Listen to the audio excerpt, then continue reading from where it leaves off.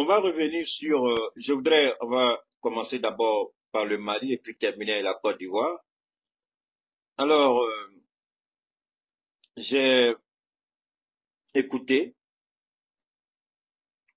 les différents communiqués des pays de l'AES. J'ai écouté. Je vais vous amener ici d'abord. Je vais vous faire écouter ceci et puis on va continuer. Parce que pour nous, c'est important. Permettez-moi une seconde, hein, je vais vous amener ici. On va écouter ça. Oh là là. Alors, on va revenir rapidement ici. Voilà. Permettez-moi, hein.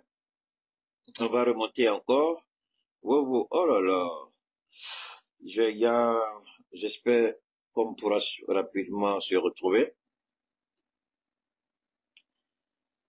Je vais juste vous faire écouter le communiqué, s'il vous plaît. Je vais juste vous faire écouter le communiqué, parce que pour moi, c'est important de vous faire écouter le communiqué. Ok, voilà ça ici. Merci, on va écouter. Seront sur ce plateau le ministre des Affaires étrangères et de la coopération internationale, Abdoulaye Diop. Bonsoir. Bonsoir. Avec vous, un communiqué de la présidence de la Confédération de l'AES. En effet, sur l'instruction des plus hautes autorités de notre pays, j'ai l'insigne honneur de délivrer le communiqué du Collège des chefs d'État de la Confédération des États du Sahel, AES. Le Collège des chefs d'État de la Confédération AES regrette la destruction d'un drone des forces armées et de sécurité de la République du Mali, immatriculé TZ98B, suite à un acte d'hostilité du régime algérien, dans la nuit du 31 mars au 1er avril 2025, à Tinzawaten, cercle d'Abebara, dans la région de Kidal.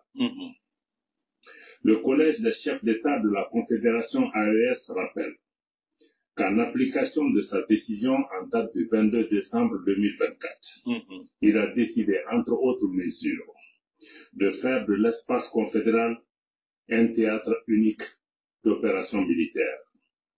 Par conséquent, le Collège des chefs d'État de la Confédération AES considère la destruction du drone des forces armées et de sécurité maliennes comme étant une agression visant tous les États membres de la Confédération AES et une voie perfide de promouvoir le terrorisme ainsi que de contribuer à la déstabilisation de la région.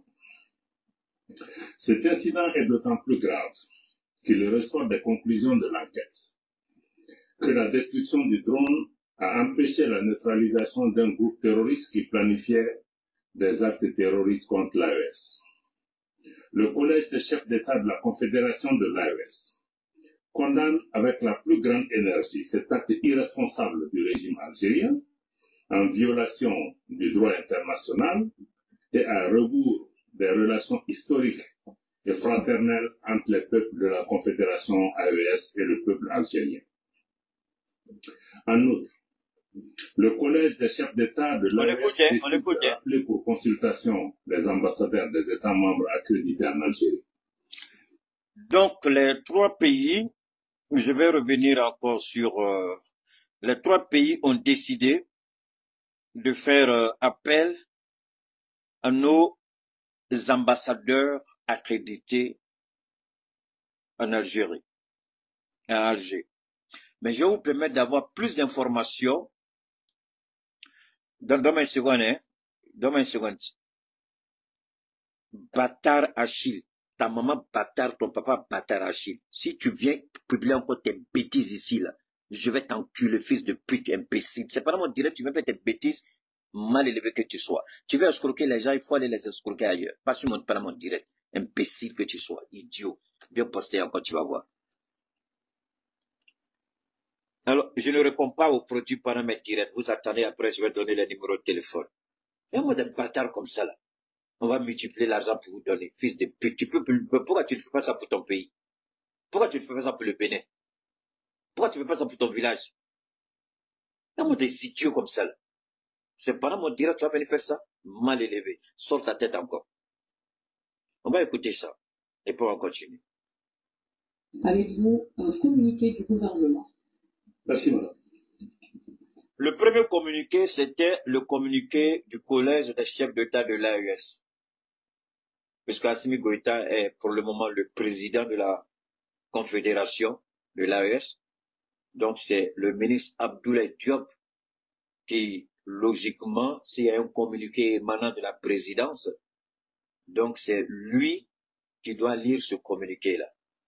Et c'est ce qu'il a fait. Maintenant, nous allons écouter le communiqué de l'État du Mali, qui est lu par le ministre de la Sécurité. On l'écoute. Communiqué numéro 073 du gouvernement de la transition. Le gouvernement de la transition a le regret d'informer l'opinion que, dans la nuit du 31 mars au 1er avril 2025, un drone des forces armées et de sécurité de la République du Mali, immatriculé TCR 98D, s'est écrasé sur le territoire national à Tenzawatène, cercle d'Abébara, région du Kidal. Alors, ici, le message du ministre, enfin, le communiqué de l'État du Mali, c'est juste pour nous donner une clarification sur ce qui s'est réellement passé. Vous vous souvenez, j'avais dit à l'époque que la semaine dernière, que honnêtement, je ne voudrais pas intervenir dans cette affaire d'Algérie. Parce que c'est quelque chose que j'ai vu venir il y a longtemps. Depuis des années, j'ai toujours interpellé notre gouvernement en disant que l'Algérie n'est pas un voisin ni un allié fiable. L'Algérie est une menace. L'Algérie joue à un double jeu. Je l'ai toujours dit, jusqu'à ce que l'Algérie aille nous attaquer devant, je sais pas, il y a eu une rencontre internationale, l'Algérie nous a attaqué là-bas, et l'Algérie a réaffirmé depuis cet instant. Personnellement, je m'attendais à ce que l'Algérie fasse quelque chose, mais je ne sais pas dans quel ordre. Le fait que l'Algérie défende les terroristes sur le plan international et l'Algérie avait lancé une menace voilée à la tribune des Nations Unies. Je répète, depuis la tribune des Nations Unies, l'Algérie avait lancé une menace voilée. J'ai interpellé notre gouvernement. J'ai dit, faisons beaucoup attention, ce message-là veut dire beaucoup de choses.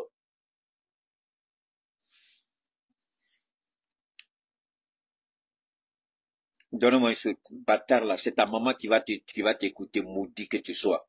Imbécile, qui va t'écouter. C'est pas mon direct, tu vas venir écouter, idiot. Alors donc, je répète, ne faites pas attention à ces vendeurs d'illusions là, hein, qui utilisent des noms de femmes, des photos de jeunes filles pour essayer de vous séduire. Ne les écoutez pas. Ce sont des menteurs, ce sont des manipulateurs. S'ils sont bons, ils doivent avoir leur site internet. S'ils sont bons, ils doivent avoir leur page où ils ont les témoignages là-bas. S'ils sont bons, ils doivent être capables de payer des frais pour faire des promotions. Mais des gens qui sont incapables même de débourser un centime, mais qui viennent profiter des commentaires que vous laissez pendant les interventions, ceux-là, si vous leur faites confiance, ne dites jamais c'est pendant le direct de Keïta que j'ai vu ça. Parce que pendant le direct de Keïta, je vais balayer tous les maudits qui vont venir ici essayer de vous escroquer.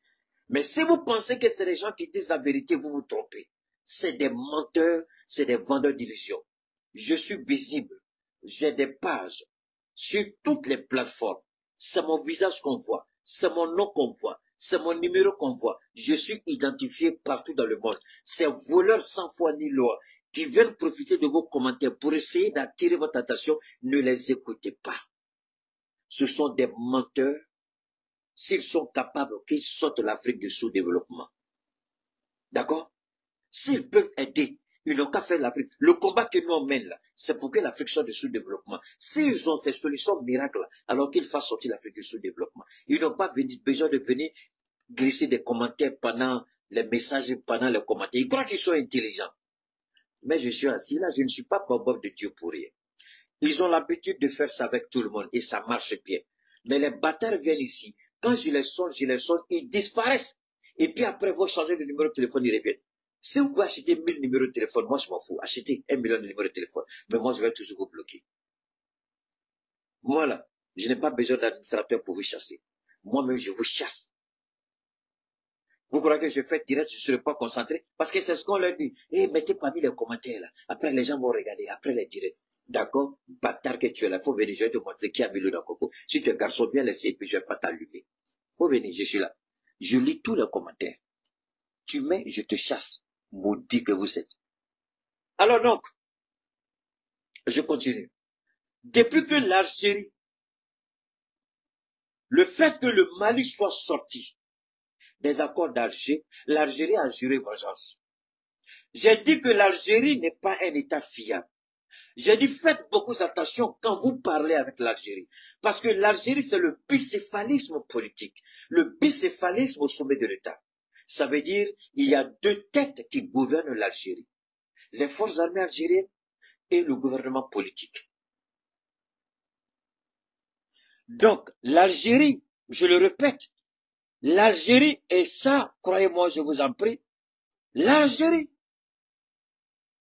une dernière fois, travaille avec la DGSE.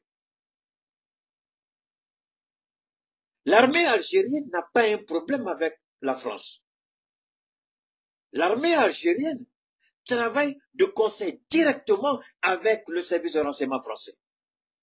Je l'ai développé à maintes reprises, mais répétition état pédagogique, je vais le refaire.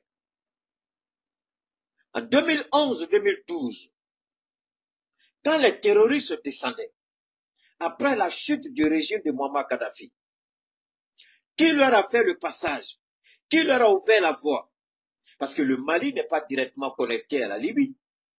On a un voisin qui s'appelle l'Algérie. Mais comment ils ont traversé depuis la frontière algérienne, la frontière algéro-libyenne, ils ont longé cette frontière jusqu'à la frontière algéro-malienne. Vous allez me dire que l'Algérie n'était pas au courant de tout ça?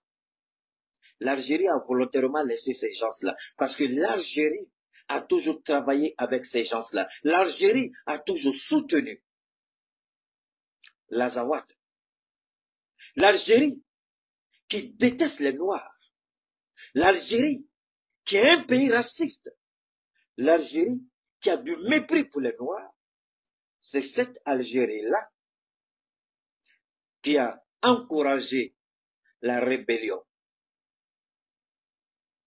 Le Mali s'est trompé de combat comme Sorogio en soutenant comment on appelle ça, le Front de libération de l'Algérie, le Front de libération nationale, FLN. Le Mali s'est trompé en les soutenant. Mais c'est l'Algérie qui a toujours travaillé de concert dans l'ombre pour essayer de déstabiliser cet État voisin qui est le Mali. Mais l'Algérie va plus loin. Je vous en prie. Je ne voulais pas parler. Mais si je décide de parler, Dieu lui seul sait ce que vous devez entendre qui sortira de ma bouche. Et je vous en prie. Ce n'est pas n'importe quoi qui sortira de ma bouche. Parce que l'analyse que je vais faire aujourd'hui, je me vante à le dire. Vous ne l'avez pas encore entendu quelque part. Prêtez une oreille. Si quelqu'un dit c'est un vantard, que le fils de pute vient démontrer que quelqu'un a déjà fait mieux que ce que je suis en train de vous dire. Parce que je n'ai même pas encore commencé. Donc j'entends tous les maudits autour de moi. Aujourd'hui, je ne serai pas attendre avec quelqu'un. Les bâtards que vous êtes, vous venez, vous allez me trouver devant vous. Personne ne vous appelle. Il s'agit de la sécurité nationale. Il s'agit de la survie d'un pays. Si les gens ont la possibilité, ils feront de nous tous des esclaves. Mais l'Algérie, à l'époque du président Moussa Traoré, l'Algérie a joué les perfides. L'Algérie est restée silencieuse. Mais l'Algérie ne pouvait pas présenter sa tête parce que le général Moussa Traoré, paix à son âme, qu'il repose en paix, que la tombe lui soit légère, ainsi que tous les saints. L'Algérie savait que provoquer le Mali à cette époque-là serait une guerre dévastatrice pour les deux pays. Et l'Algérie n'avait pas besoin de ça. L'Algérie voulait se reconstituer. L'Algérie a pris le temps pour se reconstituer. L'Algérie n'a jamais voulu affronter directement le pouvoir de Moussa Traoré. Posez-vous la question pourquoi? Parce que l'Algérie savait ce qu'on avait. Parce que l'Algérie savait que le général ne perdrait pas le temps à l'allumer s'il fallait. Parce qu'à l'époque, on avait des missiles de longue portée, de moyenne portée. Tout ça là a disparu. Donc, lorsque l'Algérie, c'est pourquoi les politiciens, et moi je demande au président Goïta de dissoudre tous les partis politiques. On n'a qu'à arrêter de se blaguer. Les partis politiques sont les pires ennemis du Mali. C'est eux qui ont fait la flamme de la paix. C'est eux qui ont déstabilisé notre armée. C'est eux qui ont démembré notre armée. C'est eux qui ont rendu notre armée aveugle. C'est eux qui ont cassé les ailes de notre armée en vendant nos avions. Ils ont cassé les pieds de notre armée en détruisant tous les blindés. On n'avait que des vieilles Kalachnikov, des vieux fusils de la Troisième Guerre mondiale ou de la Deuxième Guerre mondiale ou de la dernière Guerre mondiale. Donc ce sont les partis politiques avec leur flamme de la paix qui ont mis le Mali dans le trou que nous sommes aujourd'hui. Et quand vous entendez des idiots venir dire le temps d'Alpha Ouma Konari, le Mali était en paix, vous êtes vraiment pathétique. Voilà les premiers ennemis du Mali. Donc, la paix dans la domination, la paix, quand vous êtes dominé, vous êtes soumis, c'est ça que vous appelez la paix. C'est ça la paix pour vous. C'est ça là, que vous appelez la paix. La paix où nous sommes dominés, nous sommes soumis, nous sommes contraints, on nous oblige. C'est ça qu'on appelle la paix. Voilà ce que les politiciens ont appelé la paix au Mali. L'Algérie n'a jamais voulu penser un seul instant, s'hasarder même à vouloir s'amuser même à attaquer le Mali. Au temps du général Moussa Traoré, non. Mais, dès qu'il y a eu la flamme de la paix, l'Algérie a trouvé tout de suite son salut. L'Algérie dit, voilà mon heure est arrivée. Et l'Algérie a commencé à orienter ces jeunes gens-là vers l'armée libyenne.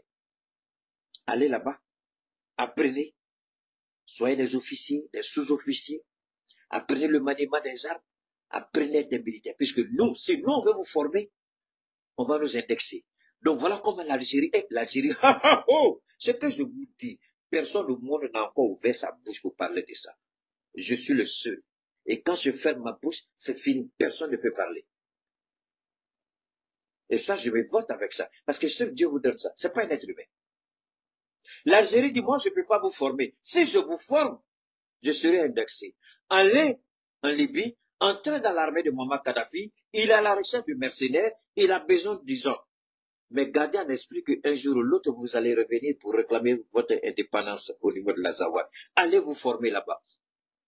Voilà comment l'Algérie les a orientés en Libye. Et c'est la même Algérie qui a ouvert la porte quand ils revenaient. Allez, maintenant, il est temps pour vous de demander votre indépendance. Est-ce que ça, là, c'était complet? Il n'y a pas une petite politicienne, né d'un homme et d'une femme qui peut s'asseoir et puis venir me dire le contraire. Tu es un garçon, viens. Je finis avec toi-même, ta propre famille va te vomir. Tu vas nous dire quoi ici? Par rapport à quoi? C'est l'Algérie. Dès le départ, c'était l'Algérie. Depuis le commencement, c'était l'Algérie. Mais l'Algérie ne pouvait pas parce que l'Algérie avait peur de Moussa Traoré. Donc quand la situation a commencé à se compliquer, la France,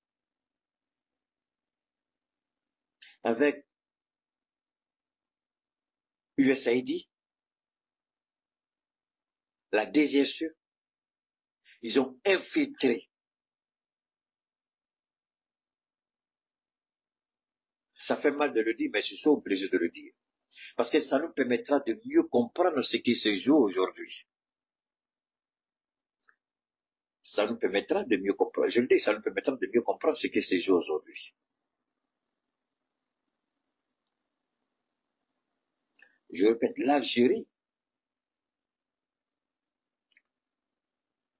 au niveau de... Après, je vais pas parler de 2012, mais donc quand Aya a lancé son opération, la DGSE, le renseignement extérieur algérien, USAID, ils ont infiltré comment vous appelez ça, le truc des étudiants là, ils ont infiltré l'organisation des étudiants. Parce que ça coïncidait avec ce qu'on appelle le vent de l'Est, n'est-ce pas, le multipartisme, les maricots et autres là qui sont entrés dans la manipulation. Bon, et puis ils ont fait tomber le régime de Moussa Traoré. L'Algérie était contente. Donc, Aya Sanogo, je vous en prie, les gens savent comment vendre des fausses informations, les fake news, et puis tout de suite, ils ont vendu les fake news, les femmes des soldats sont sorties, nos maris sont en train de mourir, on a commencé à mettre la pression sur le président, comment vous l'appelez, le président, paix à son âme, le général ATT, et puis vous savez ce qui s'est passé, Aya Sanogo fait son coup d'État. Mais ce qui est intéressant, je vous en prie, ce qui est intéressant, c'est quoi? Aujourd'hui, l'Europe décide d'investir 800 milliards, je crois, c'est ça? 800 milliards d'euros en armement. Parce que la Russie était voisin menaçant. Mais, on a placé le Mali sous embargo. Le Mali ne doit pas acheter des armes. Vous voyez un peu le ridicule de ceux qui se disent hommes politiques. Voilà ce que les enfants du Mali ont apporté au Mali. On interdit à votre pays de s'armer. Mais eux, ils font la course aux armements. Votre pays, on dit ne vous armez pas. On vous empêche de vous armer. Et les gens disent c'est bon pour nous. Et Allah, que Dieu ait pitié de ceux qui ont trahi le Mali. Ça fait honte et c'est pathétique. Ça fait honte et c'est pitoyable. Alors donc, ils ont fait tomber le pouvoir du général Moussa Traoré, le général ATT. La roue libre, ils sont venus. On fait les accords de Ouaga. L'Algérie, la France torpille. On dit les accords d'Alger. Et les accords d'Alger détruisent complètement la souveraineté du Mali. Les nouvelles autorités arrivent et disent on n'est pas d'accord, il faut revoir. Et que se passe-t-il? Alger monte sur ses chevaux. Là où ça devient intéressant, je vous en prie. Que fait l'Algérie? L'Algérie est contactée par l'Union européenne. Écoutez très bien, je vous en prie. Pour la fourniture en gaz. C'est ce que je craignais depuis toujours. J'ai développé ça. J'ai interpellé. J'ai dit, faites beaucoup attention. Faites beaucoup attention. Qu'est-ce que l'Algérie a fait? L'Algérie et le Maroc doivent fournir l'Union européenne en gaz, puisque ils veulent limiter ou réduire leur consommation gazière à la Russie. Donc, l'Algérie arrive à trouver un bloc gazier, je ne sais pas combien de, un ou deux, avec une réserve importante. Donc, l'Algérie décide de faire un gazoduc entre le Nigeria et l'Algérie. Mais que fait l'Algérie? L'Algérie dit que le gazoduc doit passer par le Niger. Ça ne vous dit rien? Attendez, il y a un bâtard qui est là encore là, imbécile. C'est ta maman que tu vas faire, idiot. Allez, faut te dégager de mon direct.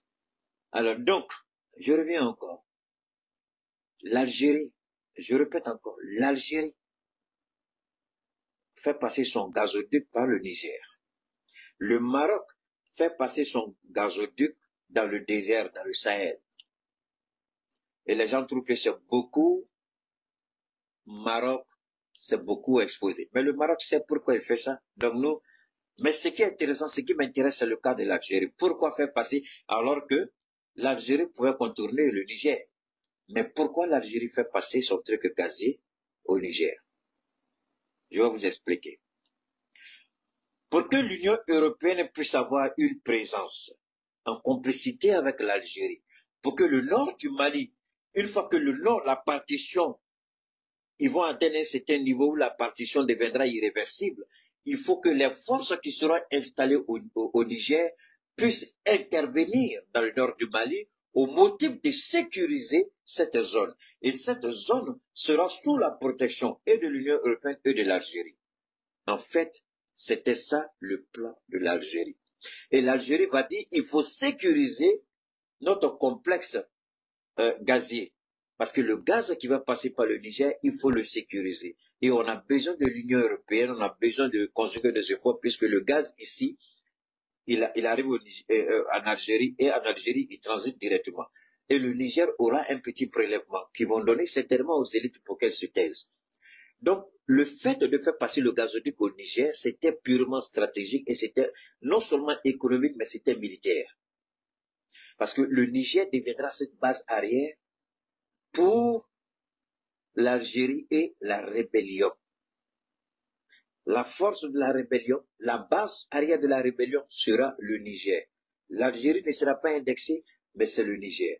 Et l'Algérie aura besoin de sécuriser. Donc, quand vous voyez que tout ça est fait, mais l'Algérie avait un plan bien déterminé. C'est pourquoi, moi je dis, il ne suffit pas à l'AES de dire, on rappelle nos ambassadeurs de l'Algérie. Moi je demande au Niger de réévaluer sa coopération avec l'Algérie par rapport au gazoduc qui traverse le Niger. J'interpelle les autorités nigériennes à demander à l'Algérie de trouver un autre moyen de contourner le Niger pour que l'Algérie comprenne que ça fait vraiment mal. Mais écoutez, soyons sérieux. On vit le même cas en Europe, dans cette guerre avec l'Ukraine. On voit comment les gens, ils ont bloqué tout ce le gaz russe d'entrée en Europe. Alors, le Niger, pour le moment, ne gagne même pas un centime sur ce passage-là, puisque ça n'a pas encore commencé. Donc, le Niger demande à l'Algérie de dévier, c'est-à-dire que le gazoduc ne passera plus par le Niger, mais que le Niger soit contourné. L'Algérie comprendra tout de suite que ça fait mal. Je répète que nos autorités, surtout au Niger, qui demandent à l'Algérie de contourner le Niger pour la mise en place de son gazoduc. Ça, c'est première mesure de représailles.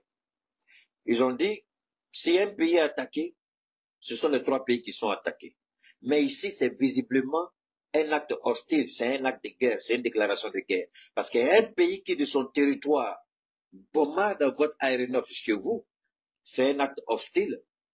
Il ne suffit pas seulement de faire appel des ambassadeurs. Moi, j'aurais souhaité que nos 3 pays aillent beaucoup plus loin que ça, c'est-à-dire la rupture de toute forme de coopération avec l'Algérie, c'est tout. Parce qu'une fois que l'Algérie, là, il y aura cette rupture avec l'Algérie, on me dira, j'avais évoqué ça, quelqu'un m'a dit qu'il faut qu'on aille doucement, doucement. Mais j'essaie de comprendre. On va aller doucement, doucement. Donne-moi une seconde, s'il vous plaît. Permettez-moi rapidement de... Je vais revenir sur ça.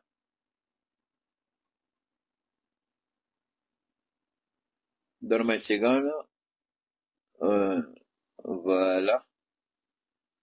Je suis en train de... Voilà. Je devais reprendre un peu la main au niveau de YouTube. Alors, je répète. Je souhaite que nos autorités au niveau du Niger décident d'interdire le passage du gazoduc algérien. Et qu'ils demandent à l'Algérie, Bachar al-Assad a fait, non? Son gazoduc devait passer par la Turquie. Après, il a dit non, il va passer par l'Iran. Donc, on peut le faire. Les Béninois, là, ils disent qu'ils ne veulent plus qu'on charge le pétrole chinois venant de comment on appelle ça, le pétrole chinois venant du Niger. Ils ne veulent plus que ce soit chargé à leur port. Non? Il faut qu'on trouve un autre moyen. Donc, moi, je demande aux autorités nigériennes de dire à l'Algérie de contourner le Niger, que le Niger n'est plus apte à recevoir le gazoduc algérien sur son sol. Le Niger s'oppose. Parce que si le Niger accepte, alors que ce gazoduc n'est d'aucune importance pour l'AES, ça veut dire qu'en toute réalité, l'AES, ce qu'on dit là, on n'est pas vraiment sincère les uns avec les autres. Moi, je souhaite ici que le Niger demande à l'Algérie de contourner le Niger par rapport à son gazoduc. Le gazoduc ne passera plus par le Niger.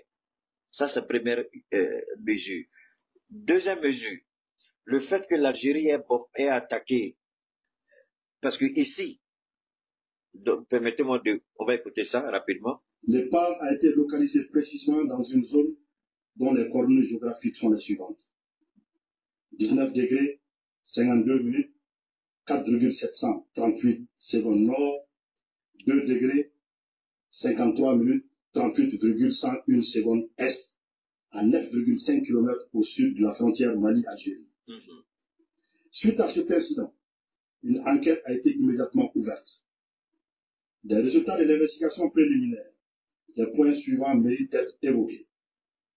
La liaison a été perdue avec l'appareil dans une position située sur le territoire malien et dont les coordonnées géographiques sont les suivantes. 19 degrés, 51 minutes, 50,526 secondes nord, 2 degrés, 53 minutes, 36,099 secondes est, soit 10,2 km au sud de la frontière Mali-Algérie. La distance entre le point de rupture de liaison avec l'appareil et le lieu de localisation de l'épave est de 441 mètres. Ces deux points sont tous situés sur le territoire national.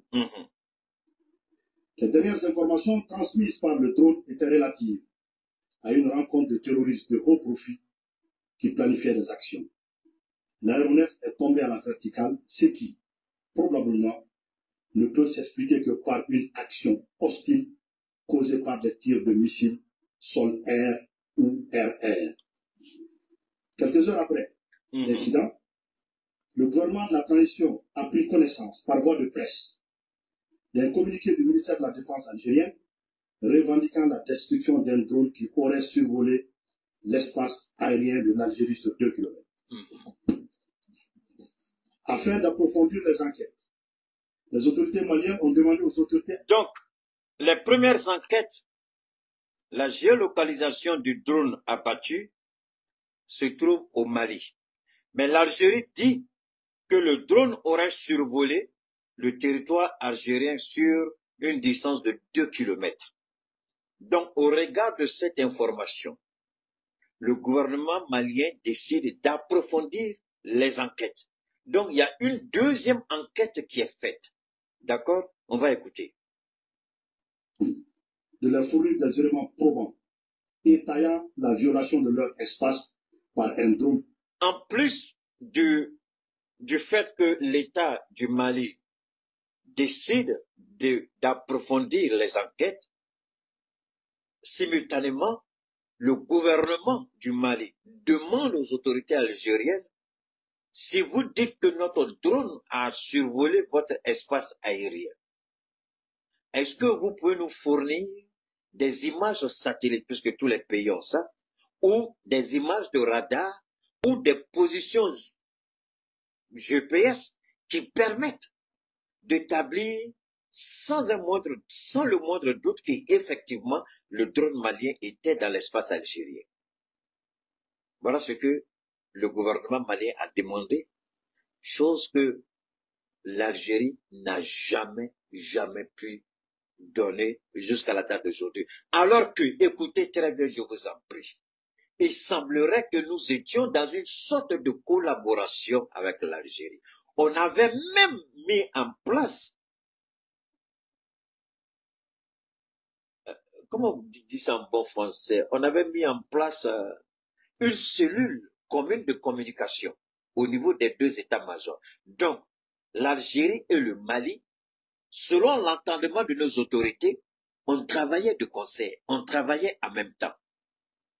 Mais si notre drone a traversé votre espace, moi je pense que le minimum, c'était d'envoyer un message d'alerte avec des images, avec les traces de la violation de votre espace aérien.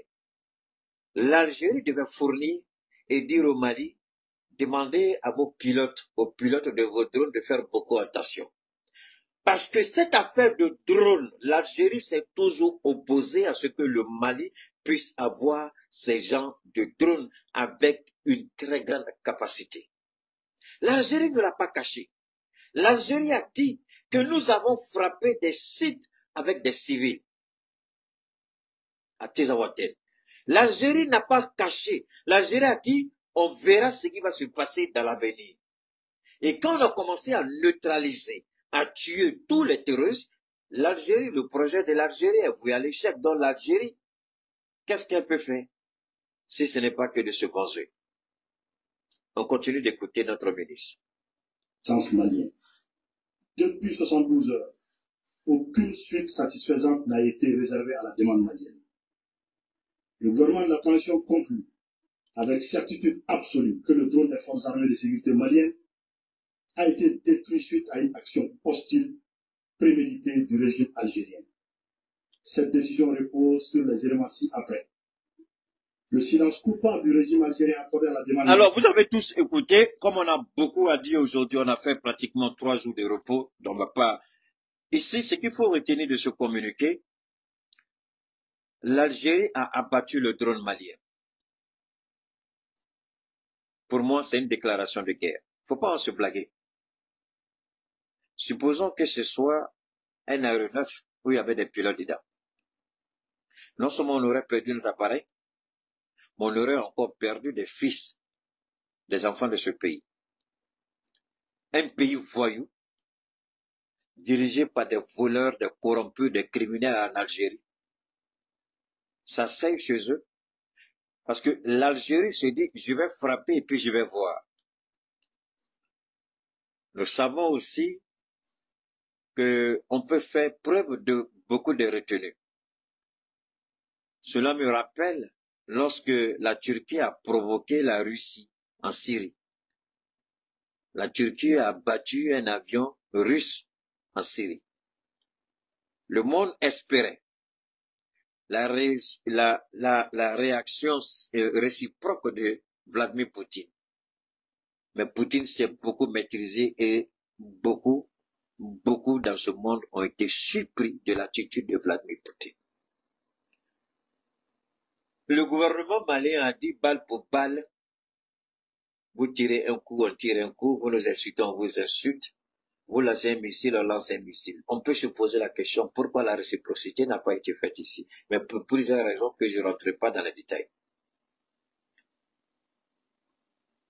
L'Algérie ici assume pleinement son rôle d'État voyou, d'État criminel, d'État bandit, d'État irresponsable. Parce que ce pays-là, je le dis, je le répète, c'est le bicéphalisme en Algérie. C'est-à-dire un État dans un État. L'armée constitue le véritable pouvoir en Algérie, pas le président que vous voyez. Parce que le président que vous voyez là ne peut pas avoir sa volonté avec l'armée. Vous pouvez laisser et puis demander aux personnes bien inspirées, bien introduites, bien renseignées. Ils vous le diront. L'Algérie est un État voyou. Le Mali, pour des raisons que j'ignore, mais on ne dira pas que nous sommes des provocateurs. C'est vrai, c'est un drone qui coûte beaucoup d'argent, 30 millions de dollars, quand vous faites les calculs. C'est pas ce qu'on ne peut pas avoir, c'est pas ce qu'on ne peut pas faire. Et d'ailleurs, cette action de l'Algérie, je crois, a ouvert la porte à d'autres et de nouvelles opportunités que je ne développerai pas ici. Et l'Algérie vient de pousser un pion et les pays de l'AES savent ce qu'il faut faire et ils ont pris la mesure de la menace algérienne.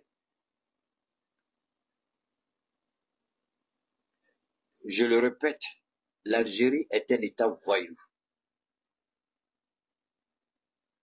L'Algérie est un État terroriste. L'Algérie est un État raciste. J'aurais voulu que, à l'époque où j'interpellais nos autorités, j'aurais bien aimé voir nos autorités prêter une oreille attentive, même si je n'occupe pas une position officielle dans le gouvernement. Mais c'est rare que ce gouvernement-là puisse dire que j'ai dit quelque chose qui ne s'est pas avéré, surtout en termes de politique internationale. C'est rare. Je peux dire jamais, mais je suis un être humain. Donc supposons que je dis ceci. Mais j'interpelle nos autorités de faire beaucoup attention. On peut ne pas être un conseiller officiel ni du président, ni du ministre de la Défense, ni du ministre des Affaires étrangères ou tout autre ministre. Mais Dieu nous a permis aussi d'avoir ce que moi j'ai, beaucoup de vos conseillers n'ont pas. Je ne parle pas du diplôme, mais je parle de la capacité de comprendre, d'analyser, d'observer, d'anticiper les événements. Je ne sais même pas s'il y a un conseiller auprès de nos gouvernants qui peut dire qu'il a la capacité de voir ou de se projeter dans le futur comme je le fais. Mais je ne dis pas qu'ils doivent être d'accord avec ce que nous disons, mais je dis qu'ils prennent le temps souvent d'écouter ce qu'on dit. Ça peut aider. Si on avait fait beaucoup attention à l'Algérie, je ne dis pas qu'on ne va pas perdre un drone, mais dans les circonstances comme ça, là, ça va être un peu compliqué. Parce que si on avait pris le temps de vraiment montrer à l'Algérie, parce que l'Algérie est passée par quoi? Salut à Bachili. L'Algérie a voulu nous amadouer. L'Algérie a voulu nous manipuler. L'Algérie, j'ai toujours dit, faisons beaucoup attention. L'Algérie, quand elle a fait ses bêtises, on n'a pas répondu. Tout de suite, on a vu quoi? La dernière visite des autorités algériennes, c'était quoi? Ils ont rappelé un avion militaire, ils sont venus au Mali. Pour dire, ah, la communication entre les deux pays, là, il faut que les deux pays travaillent. Parce qu'ils veulent infiltrer notre service de renseignement. Ils veulent infiltrer notre renseignement pour avoir des informations. Et comme ils ont vu que cela ne marche pas, ils sont venus demander. Il n'y a pas de retour. Donc l'Algérie dit, d'accord, je fais ça. Donc l'Algérie s'est mise dans une position offensive, pas défensive, mais offensive, dans une position de provocation. Et l'Algérie savait très bien que le drone était sur le point de lâcher un ou des missiles sur la position. Donc, en frappant notre drone, ils permettent à ces chefs terroristes de s'échapper. Mais ce que l'Algérie a oublié, on n'a pas un seul drone. Dieu merci, on en a beaucoup. Ce n'est pas le Mali seul. Et Tezawanten est devenu une zone d'opération mixte pour les trois pays. Donc, les mêmes terroristes ont été localisés quelque part d'autre. Et un autre drone les a frappés avec succès. Ce que l'Algérie voulait éviter, ça a juste retardé l'opération, mais l'Algérie n'a pas empêché que ces terroristes soient neutralisés. Et nous allons continuer à les neutraliser sur l'ensemble de l'espace de l'AES. Et moi, je demande au Niger, je demande au président Tiani, je demande au peuple nigérien de demander aux autorités de saisir l'Algérie et demander à l'Algérie de trouver un autre moyen, une autre voie de passage pour son gazoduc. Mais le gazoduc algérien ne passera plus à l'intérieur du Niger. Ou bien carrément, on va demander à nos jeunes gens, si vous savez où se trouve le gazoduc algérien, comme ils ont fait avec Nord Stream 2 en Allemagne, ils sont rentrés puis ils ont fait exploser le gazoduc là. Moi, j'incite les jeunes gens dans le Sahel, au Mali, au Burkina et au Niger. Allez-y, tout ce qui est comme gazoduc algérien, si vous pouvez détruire, placer des mines, en tout cas, faites sauter le gazoduc algérien. Causez du tort à l'Algérie, que ce gazoduc-là ne passe pas par le Niger. Je prie Dieu que vous m'entendez. Bâtard là, c'est ta mère qui m'a maudit. Attendez, il y a un bâtard qui est là, je vais l'allumer de mon direct. Maudit que tu sois. Faut dire à ta maman. Donc, ce que je souhaite, ce que je veux, c'est ta mère. Attendez, il y a des bâtards qui sont là, que je vais enlever aujourd'hui. Oh, vous me connaissez. Maudit que vous soyez. Alors donc, ce que nous disons, ce que je propose, je demande à la jeunesse de l'AES, localisez le gazoduc algérien et faites sauter ça. Si l'Algérie s'attaque à nous, on a un moyen aussi de s'attaquer à eux. Le gazoduc là, on va perturber ça. Je répète, j'ai dit à tous les jeunes gens, qui sont dans la zone. Je ne vous dis pas d'aller approcher ceux qui maîtrisent les mines là. Ils n'ont qu'à aller. Ils posent les mines et puis ils font sauter le gazoduc algérien. C'est tout. Il faut faire sauter le gazoduc. Il faut faire sauter ça. Tout ce que l'Algérie fait, le gazoduc qui quitte au Nigeria, qui passe par le Niger pour aller en Algérie, là, faites sauter. Peuple du Niger, c'est à vous que je parle. Vous êtes plus proche de là-bas que nous. Faites sauter ça. Et on demande aux autorités de demander à l'Algérie de contenir le Niger. C'est tout. Maintenant, on vous regarde et on s'apprête, on attend l'Algérie. Et je demande aux trois chefs d'état-major d'intensifier les frappes sur Tizawaten jusqu'à ce qu'il ne reste même plus un bébé terroriste. Qu'il n'y ait pas de pitié pour les terroristes, qu'ils soient frappés avec la dernière énergie et avec la puissance de feu dont notre pays dispose. Que l'Algérie comprenne que si elle s'attaque à nous, on a... Donne-moi une seconde, il y a un bâtard qui est là. Il faut aller demander à ta maman de t'aider à comprendre ce que je dis. Maudit que tu sois idiot. Alors donc, on continue. Alors, on va continuer. On va revenir maintenant. Ça, c'était mon point. Pour dire aux autorités, l'Algérie a montré son véritable visage. Aujourd'hui, on reconnaît que l'Algérie est un État terroriste. On reconnaît que l'Algérie entretient le terrorisme. On reconnaît que l'Algérie finance le terrorisme. Puisque c'était au moment où le drone allait frapper ces chefs terroristes que l'Algérie, ayant compris la menace, a frappé notre drone. Il appartient aux autorités de tirer toutes les leçons et de prendre toutes les mesures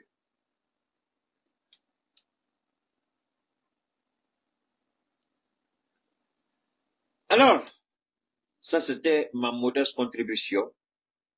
J'ai toujours dit qu'il ne fallait pas faire confiance ni à l'Algérie, ni à la Mauritanie.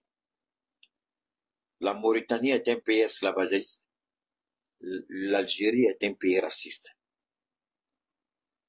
La France veut installer sa base militaire, sa base de drones et de chasseurs en Mauritanie. Ils sont en négociation, ils n'ont pas encore décidé.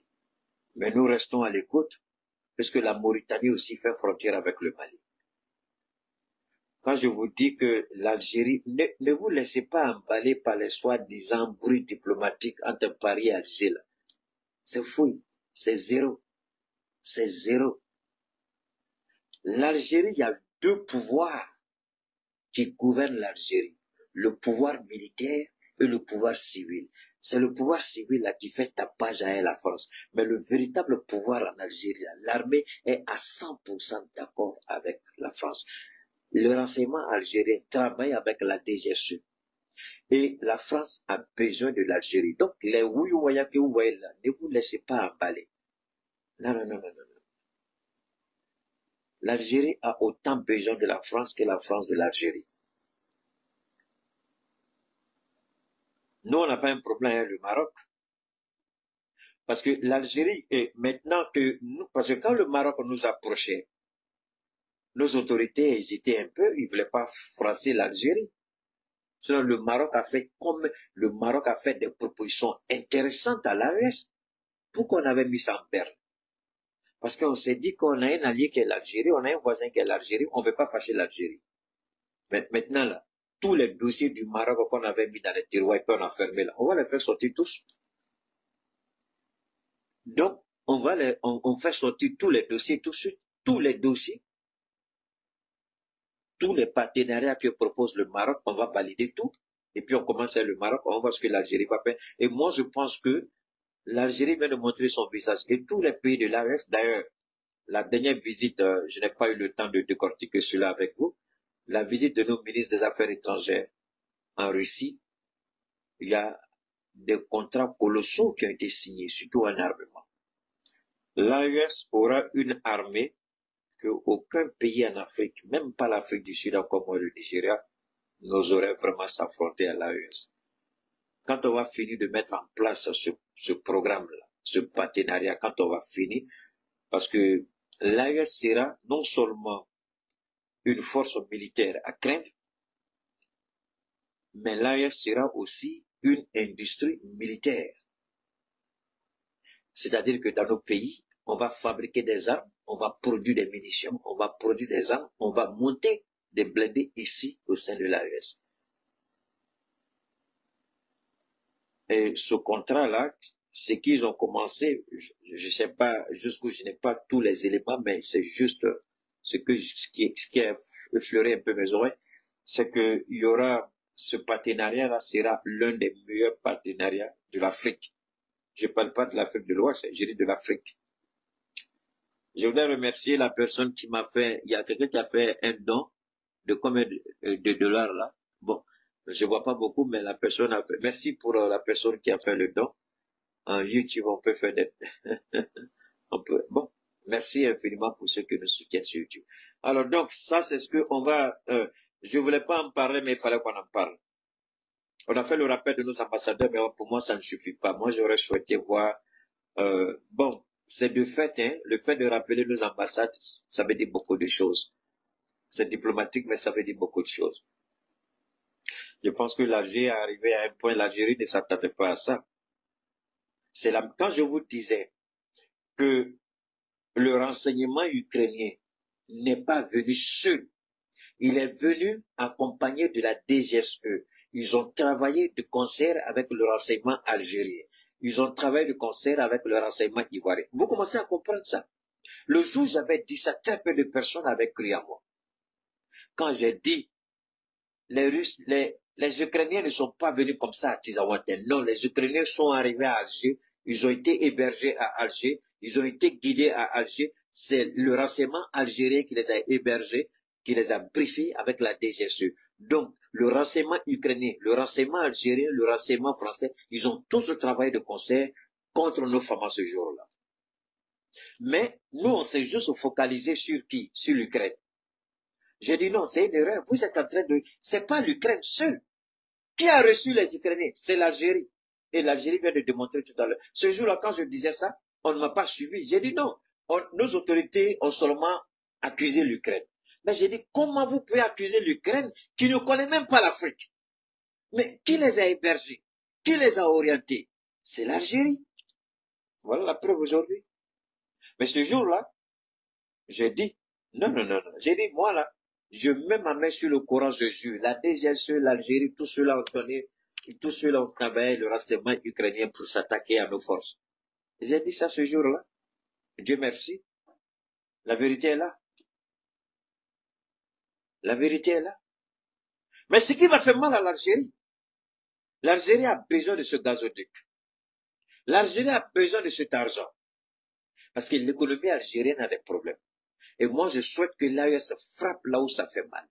Le gazoduc, là, Algérie, trouve un autre moyen pour faire passer ton gaz. Ça ne passera plus par le Niger. Si les autorités le désiraient, on encourage la population du Niger à faire sauter le gazoduc, à détruire tout. On ne veut pas les voir. L'Algérie n'a pas continué le Niger. C'est tout. Veuillez tout simplement vous abonner et activer la cloche de notification pour ne rien rater. Retrouvez KDV sur YouTube, Facebook, TikTok.